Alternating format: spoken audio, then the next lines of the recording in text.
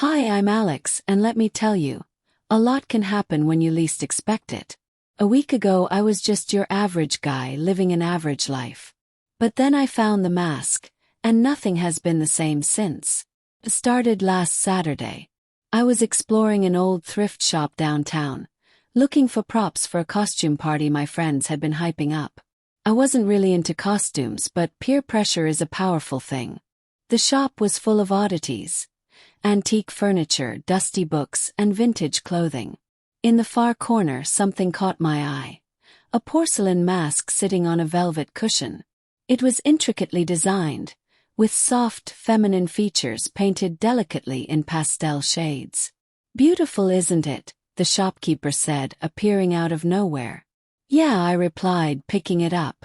It felt warm, almost alive in my hands. "It's one of a kind," she continued. "Perfect for a costume party." I hesitated. Something about the mask seemed off. But I shrugged it off, bought it, and left. That night, as I got ready for the party, I decided to try the mask on. The moment it touched my face, I felt a strange warmth spreading through me. It wasn't uncomfortable, just different. "Okay, that's weird," I muttered, pulling it off. But as I looked in the mirror, I noticed something odd. My skin looked smoother, softer.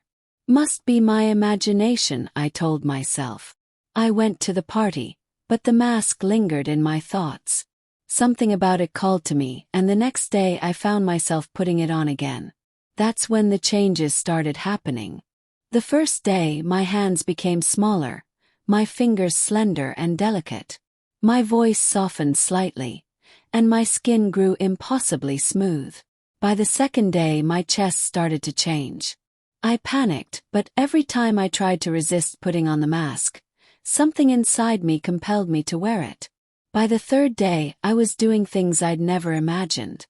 I found myself drawn to makeup tutorials online, practicing with surprising ease. I painted my nails a soft pink, and the sight of my delicate, feminine hands thrilled me in a way I couldn't explain. I tried to fight it. "This isn't me," I whispered to the mirror. But my reflection, soft features, glowing skin, and curious wide eyes, told a different story. My thoughts began to shift too. The idea of dressing in baggy clothes repulsed me. Instead, I ordered dresses, skirts, and heels online. When they arrived, I spent hours trying them on, twirling in front of the mirror like I'd always belonged in them. By the end of the week, I was unrecognizable. My body had fully transformed into that of a girl. My hair was long and wavy, my hips curvy, and my chest. Well, let's just say the transformation was complete. But it wasn't just my body. My interests had changed. I spent hours perfecting my makeup, styling my hair, and coordinating outfits. I loved how feminine I felt, even though a part of me still clung to who I used to be. And then there was the other part, the part one resisted the most. My interest in girls had faded, replaced by an inexplicable attraction to men.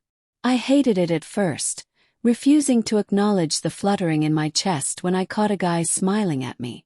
But the mask's magic was relentless, pushing me to embrace these feelings. One night I met Liam at a cafe.